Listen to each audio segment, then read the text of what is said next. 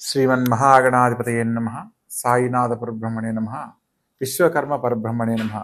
सदानिम्बवृक्षस्य मूलादिवासात् सुधाश्राविणं दिक्तमप्यपर्यन्तं तरुं कल्पवृक्षादिकं साधयन्तं నమామీశ్వరం సద్గురుం సాయినాథం. ముఖ్యంగా మనము ప్రస్తుత కాలంలో వివాహ జీవితానికి సంబంధించి జ్యోతిష్ శాస్త్ర రీత్యా ఒక్కొక్క రాశి వారు కొన్ని సందర్భాలలో అనుకోని కళ్యాణ సమస్యలను ఎదుర్కొంటూ ఉన్నారు. కొందరి జీవితాలలో కళ్యాణం కాలేదని ఒక సమస్య అయితే, కొందరి జీవితాలలో కళ్యాణం అయిన తర్వాత సమస్యలతో ఇబ్బంది పడుతున్న వారిని మనం చాలామందిని గమనించాం. అటువంటి సందర్భంలో అసలు ఈ వివాహ జీవితానికి సంబంధించిన సమస్యలు ఏ ఏ గ్రహాల కారణంగా ఎదుర్కోవడం జరుగుతుంది, మనము కళ్యాణానికి సంబంధించి పిల్లలకు సంబంధించి భవిష్యత్తులో వివాహ జీవితానికి సంబంధించిన సమస్యలు రాకుండా ఉండడానికి ఏదైనా పరిహారం ముందుగా చేసుకునే అవకాశం ఉందా లేదా అన్న విషయాన్ని కూడా మనం తెలుసుకోవచ్చా, తెలుసుకునే అవకాశం ఉందా లేదా అనేది కూడా మనం ఇప్పుడు వివరంగా తెలుసుకుందాం. ప్రతి ఒక్క రాసుల వారికి వివాహం అంటేనే మానవ జీవితంలో తల్లిదండ్రుల దగ్గర వారి యొక్క పిల్లలు 25 సంవత్సరాలు ఎంతో గారాబంగా ఒక సెక్యూరిటీగా పిల్లలను పెంచడం జరుగుతుంది. తరువాత ఆడపిల్లలను ఒక జీవిత భాగస్వామికి అప్పగించేటప్పుడు అనేక రకాలుగా వారి యొక్క భవిష్యత్తుకు సంబంధించి పరిశీలించి జాతక పరిశీలన చేసి వివాహం చేయడం జరుగుతుంది. అయినప్పటికీ కొన్ని వివాహం అయిన తర్వాత సమస్యలతో ఇబ్బంది పడుతున్న వారిని మనం చాలామందిని గమనిస్తూ ఉంటాం. అటువంటి సందర్భంలో వివాహానికి సంబంధించిన సమస్యలు ఎదుర్కోకుండా ఉండాలి అనంటే కళ్యాణానికి ముందు ఏ ఏ గ్రహాలకు ఏ ఏ రాసులు వాళ్ళు ఎటువంటి పరిహారాలు ఆచరిస్తే వివాహ జీవితంలో సమస్యలు లేని జీవితాన్ని పొందుతారు అన్న అంశాన్ని మనం వివరంగా తెలుసుకునే ప్రయత్నం చేద్దాం. ప్రత్యేకంగా మానవ జీవితంలో విద్య, ఉద్యోగం, తరువాత కళ్యాణం. ప్రతి తల్లిదండ్రులు మంచి విద్యను అందిస్తారు. ఒక మంచి ఉద్యోగాన్ని కల్పించడానికి విద్య ద్వారా మనకు అన్ని రకాల సదుపాయాలు అవకాశాలు కల్పిస్తారు. విద్యా ఉద్యోగంతో పాటు వివాహం అయిన తర్వాత వారికంటూ ఒక కుటుంబం జీవితం ఏర్పడుతుంది. కాబట్టి ఆ వివాహ జీవితానికి సంబంధించి ఎటువంటి జాగ్రత్తలు తీసుకోవాలి, కళ్యాణానికి సంబంధించిన విషయాలలో మనం ఏ ఏ పరిశీలనలో సమస్యలు లేని జీవితాన్ని పొందుతారు అన్న అంశాన్ని తెలుసుకునే ప్రయత్నం చేద్దాం. ప్రత్యేకంగా ప్రతి ఒక్క కళ్యాణానికి సంబంధించి ప్రతి ఒక్కరి జీవితంలో వివాహానికి సంబంధించి వధూవర పొందనలు పరిశీలించేటప్పుడు వధూవర గణనమేళ చక్రం అని ఒకదాన్ని పరిశీలించి దాంట్లో అష్టకూట వర్గం అంటారు.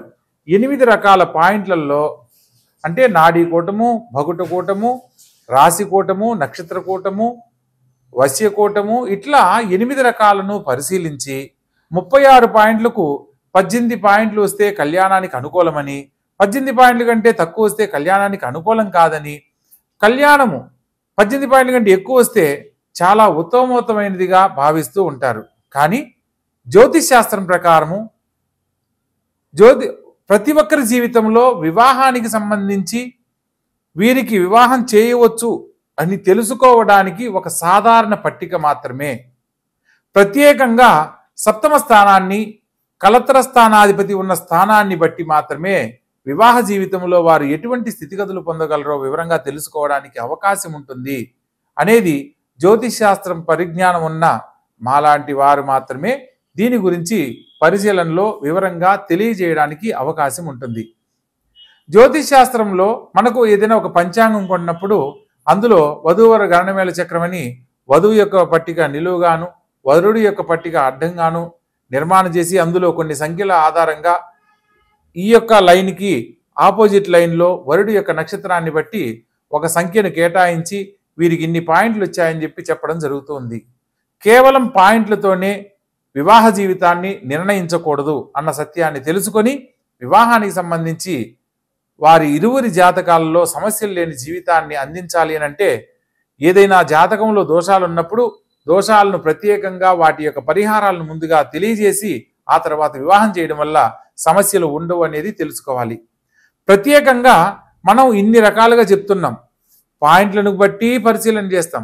అదేవిధంగా జ్యోతిష్ శాస్త్రంలో జాతక చక్రాన్ని బట్టి పరిశీలన చేస్తాం. కానీ మరొక తెలుసుకోవాల్సిన విషయం ఏంటంటే, ఎప్పుడైతే ఆడపిల్ల మెచ్యూర్ అవుతుందో, పుష్పవతి అయిన తర్వాత ఆ రోజు ఉన్న నక్షత్రము చేసుకునే భర్త నక్షత్రం ఒకటి కాకూడదు. ఇది జ్యోతిష్ శాస్త్రంలో సప్తమ స్థానాన్ని బట్టి మనం చెప్పడానికి లేదు. అదే వధూవరుల గణనవేల చక్రాన్ని బట్టి చెప్పడానికి లేదు. మనం ఎన్ని రకాలుగా చూసినప్పటికీ కూడా ఈ యొక్క విధానంలో కూడా అమ్మాయి యొక్క మెచ్యూర్ అయిన రోజు ఉన్న నక్షత్రము చేసుకునే భర్త నక్షత్రం ఒకటి కాకూడదు. అలా ఉన్నప్పుడు మాత్రమే వివాహం చేయాలి. అదేవిధంగా జన్మలగ్నానికి ఆ అబ్బాయి కానీ అమ్మాయి కానీ పుట్టిన జన్మలగ్నానికి అష్టమ లగ్నం అనేది వివాహానికి పనికిరాదు అన్న అంశాన్ని తెలుసుకొని వివాహం చేయాలి. ఊరికినే ఏదో పాయింట్లను చూసేసి వీళ్ళిద్దరికి కళ్యాణం సెట్ అయింది, అమ్మాయి నక్షత్రానికి అబ్బాయి నక్షత్రం సెట్ అయింది అనేది సరైన పద్ధతి కాదు. ఒక 100 ఏళ్ల జీవితాన్ని పిల్లలకు అందిస్తున్నాము అంటే దానికి విశేషమైన పరిశీలనలో మాత్రమే ఖచ్చితంగా వారికి అటువంటి వైవాహిక జీవితాన్ని అందించగలుగుతున్నాం. పూర్వకాలంలో కుటుంబంలో జాతకాల రీత్యా ఒక పెద్దవాళ్ళు అటు 7 తరాలు ఇటు 7 తరాలు వాళ్ళ యొక్క వంశాంకురాన్ని పరిశీలన చేసి ఆ ఇంటి పిల్లను కళ్ళు మూసుకొని వివాహం చేసుకొని సుఖ సంతోషాలతో జీవించిన వాళ్ళు ఉన్నారు. ప్రస్తుత కాలంలో 36 పాయింట్లకి 33 పాయింట్లు వచ్చి 3వ రోజు విడిపోయిన వాళ్ళు ఉన్నారు. మా అమ్మాయికి జాతక చక్రం చూసామండి, 36 పాయింట్లకి 33 పాయింట్లు వచ్చాయి, చాలా అద్భుతమైన సంబంధం అని చెప్పి అంటారు. కానీ కరెక్ట్గా ఒక నెల గడిచేసరికి ఏమిటోనండి మంచి సంబంధం అని చెప్పి చేశాము, అబ్బాయి మంచివాడు కాదు, అబ్బాయి వాళ్ళ కుటుంబం మంచిది కాదు, అబ్బాయి వాళ్ళ తల్లిదండ్రులు మంచిది కాదు అని వెంటనే ఇలా మాట్లాడుతూ ఉంటారు. కొందరు తల్లిదండ్రులు అయితే ఎన్ని సంబంధాలు చూసినా పిల్లలకు కుదరట్లేదని సిద్ధాంతం తెలిసిన వారి దగ్గరికి వచ్చి, గురువుగారు ఎలాగైనా మా అమ్మాయికి చాలా అంటే 1.5 సంవత్సరం తర్వాత ఈ సంబంధం వచ్చింది, ఎలాగైనా మీరు ఓకే చేయండి, మా అమ్మాయికి పెళ్లి చేయాలనుకుంటున్నాము అని చెప్పి అంటారు. ఇక్కడ వీళ్ళు తీసుకునే తొందరపాటు నిర్ణయాల వల్ల వాళ్ళకేదో అవమానం జరుగుతుందనో, పెళ్లికి పోయినా మీ అమ్మాయికి ఇంకా పెళ్లి కాలేదని ఎదుటి వాళ్ళు ఎవరు అడుగుతున్నారని గనక ఆడపిల్లకు పెళ్లి చేస్తే ఆ పాప సమస్యలతో ఇబ్బందికరమైన జీవితాన్నే పొందుతుంది. ఎందుకంటే అక్కడ ఏదో ఒకటి కాదు సంబంధం చేయాల్సింది.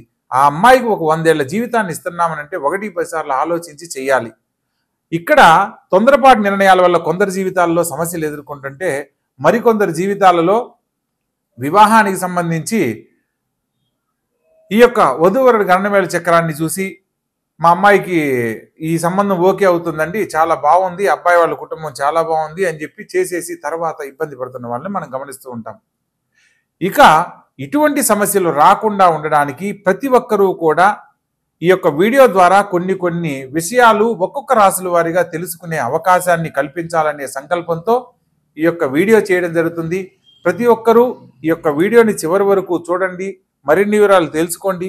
మీకు ఏదన్నా సందేహాలు ఉంటే కామెంట్ రూపంలో తెలియజేయండి, వాటి మీద కూడా మరిన్ని వీడియోలు చేయడం జరుగుతుంది. ప్రతి ఒక్కరి జీవితంలో ఆనందకరమైన జీవితాన్ని వివాహ జీవితం ద్వారా అందించాలనే మా యొక్క ఈ ప్రయత్నంలో చూసిన ప్రతి ఒక్కరూ కూడా దీన్ని తెలుసుకొని మరికొందరికి తెలియజేసే ప్రయత్నం చేయండి. ఇక ఒక్కొక్క రాశుల వారిగా మనం వివరంగా తెలుసుకుందాం. మీనరాశి. మీనరాశి ఈ యొక్క మీనరాశి జాతకులను కనుక పరిశీలించినట్లయితే మీనరాశికి అధిపతి దేవతల గురువైన బృహస్పతి. ఓం బృం బృహస్పతియే నమః అనే మంత్రంతో ప్రతినిత్యము గురుగ్రహానికి సంబంధించిన మంత్రాన్ని పఠించిన వారికి కోరుకున్న ప్రతిదీ గురుబలంతో లభిస్తుంది. ఈ యొక్క జాతకులకు కళ్యాణం కాని వారికి గురుబలంతో కళ్యాణం ఎలా అయితే అవుతుందో అటువంటి కళ్యాణ జీవితాన్ని అన్యోన్య దాంపత్యంలో జీవితకాలం కొనసాగించడానికి గురువు యొక్క అనుగ్రహత ఎంతో అవసరం. కొన్ని సందర్భాలలో కొన్ని పొరపాట్లు అనుకోకుండా జరుగుతూ ఉంటాయి. ఆ సందర్భాలలో గురువు యొక్క ప్రభావం తగ్గినా, గురువు 6, 8, 12 స్థానాల్లో సంచరించిన దాంపత్య జీవితంలో సంతోషం తగ్గి ఇతరులపై ఆకర్షణ పెరగడానికి కారణమవుతుంది. కొన్ని సందర్భాలలో ఫ్రీడమ్ కోసం, రొమాంటిక్ అట్రాక్షన్ కోసం, టెంపరరీ అట్రాక్షన్ కోసం ఇతరులకు దగ్గరయ్యే పరిస్థితులు కూడా ఎదురవుతాయి. శుక్రుని యొక్క ప్రభావము, శుక్రరాహువుల సంబంధం వల్ల శుక్రకుజుల సంబంధం వల్ల కూడా దాంపత్య జీవితంలో సమస్యలు ఏర్పడడానికి కొన్ని సందర్భాల్లో కారణాలు తలెత్తుతాయి. జీవిత భాగస్వామితో ఎటువంటి సందర్భంలో కూడా వాగ్వివాదాలు చేయకూడదన్న సత్యాన్ని తెలుసుకోవాలి. ఇక్కడ కొన్ని సందర్భాలలో సప్తమాధిపతి బుధుడైనప్పుడు, సప్తమ స్థానం కన్యా రాశి అయినప్పుడు, బుధుడు దిస్వభావ రాశి కాబట్టి జీవిత భాగస్వామితో నిజాయితీకి కట్టుబడి ఉన్నన్నాళ్ళు దాంపత్య జీవితంలో అన్యోన్యత ఉంటుంది. ఎప్పుడైతే రెండు రకాల మనస్తత్వాలతో వీళ్ళు ఉంటారో లేదా దాంపత్య జీవితంలో సమస్యలకు కారణమయ్యి ఇతరులతో పరిచయాలకు దగ్గరయ్యి వారి యొక్క వివాహ జీవితాన్ని చెడగొట్టుకునే జాతకులు అవుతారు. వీలైనంత వరకు వివాహ జీవితానికి సంబంధించి సమస్యలు రాకుండా ఉండాలి అని అంటే ఓపెన్ మైండెడ్గా ఉండాలి. మనసులో ఉన్న భావనలను జీవిత భాగస్వామితో వ్యక్తపరుస్తూ ఎక్కడైతే సమస్య వస్తుందో ఆ సమస్యను పోగొట్టుకునే ప్రయత్నం చేయాలి. రాహువు 5, 7, 12 స్థానాల్లో ఉన్నప్పుడు గురువుతో రాహువు గనక కలిస్తే నీచభంగ రాజయోగం ఏర్పడుతుంది, లేదా గురుచండాల యోగం అని కూడా అంటారు. అప్పుడు గురువు సంపూర్ణంగా ఇవ్వాల్సిన ఫలితాలను ఇవ్వలేడు కాబట్టి రాహువు యొక్క తీవ్ర ప్రభావం వల్ల దాంపత్య జీవితంలో కొన్ని స్పష్టత లేక ఇతరులకు దగ్గరయ్యే పరిస్థితులు ఏర్పడతాయి. టెంపరరీ ఎమోషనల్ బాండింగు ఏర్పడడానికి కారణమవుతుంది. ప్రత్యేకంగా చంద్రగ్రహానికి సంబంధించి వ్యయ స్థానంలో సంచరించేటప్పుడు అట్రాక్షన్ కోసం ఎదుటివారికి దగ్గరయ్యే పరిస్థితులు ఎదురవుతూ ఉంటాయి. గురుగ్రహానికి సంబంధించి ప్రత్యేకంగా ఓం బ్రుం బృహస్పతయే నమః అనే మంత్రాన్ని పఠించడము, దాంపత్య జీవితంలో సమస్యలు తొలగిపోవడానికి మేధా దక్షిణామూర్తి యొక్క శ్లోకాన్ని ప్రతినిత్యము పఠించిన, మేధా దక్షిణామూర్తి వారి చిత్రపటాన్ని ప్రతినిత్యము దర్శించిన, ఆ చిత్రపటంలో వారి యొక్క పాదాలను తాకి మనసులో ఉన్న కోరికను చెప్పుకున్న దాంపత్య జీవితానికి సంబంధించిన ఎటువంటి సమస్యలున్నా కూడా తొలగిపోతాయి. ప్రత్యేకంగా గురుగ్రహానికి సంబంధించి గురువారం నాడు గురు సంబంధమైన ఆలయాలలో శనగలు దానమివ్వడము, గురుగ్రహానికి సంబంధించిన జపము, దానము, హోమము జరిపించడము దాంపత్య జీవితానికి సంబంధించిన ఎటువంటి సమస్యలున్నా పోగొడుతుంది అన్న సత్యాన్ని తెలుసుకోవచ్చు. ప్రత్యేకంగా పీచు తీయని టెంకాయను మనసులో ఒక సంకల్పం చెప్పుకొని పారే జలంలో కనుక వదిలినట్లయితే నీటి ప్రవాహంలో ఆ టెంకాయ ఎలా అయితే కొట్టుకుపోతుందో దాంపత్య జీవితానికి సంబంధించిన ఏ సమస్య ఉన్నా కూడా అలా తొలగిపోతుంది అనే సత్యాన్ని తెలుసుకోవచ్చు. ప్రత్యేకంగా ఈ రాశి వారికి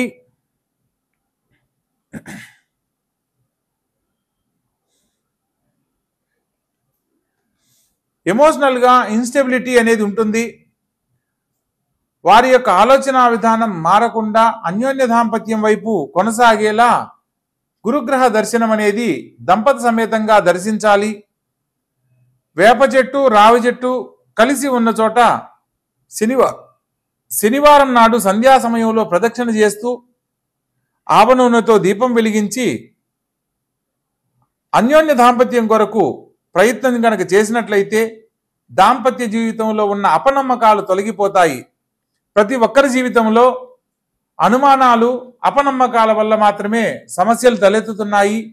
ప్రస్తుతం ఉన్న కాలంలో ఈ ఫోన్ల వల్ల, చుట్టూతా ఉన్న పరిసరాలను బట్టి, కొన్ని సందర్భాలలో నిజం చెప్పలేక చెప్పే అబద్ధాల వల్ల దాంపత్య జీవితంలో సమస్యలు తలెత్తుతున్నాయి. కాబట్టి ఈ రాశి వారికి గురుబలం సంపూర్ణంగా ఉండడానికి చేసే ప్రయత్నాలలో దైవఫలాన్ని అనుసరించి ఉన్నతమైన ఆనందకరమైన జీవితాన్ని వైవాహిక జీవితంలో పొందడానికి అవకాశం ఉంటుంది. కాబట్టి తెలుసుకున్న విధానంలో గురుగ్రహాన్ని ఆరాధించండి. జాతకరీత్యా దోషాలను పోగొట్టుకుని గురుబలంతో అన్యోన్య దాంపత్యంలో హాయిగా వర్ధిల్లండి. శుభం భూయాత్.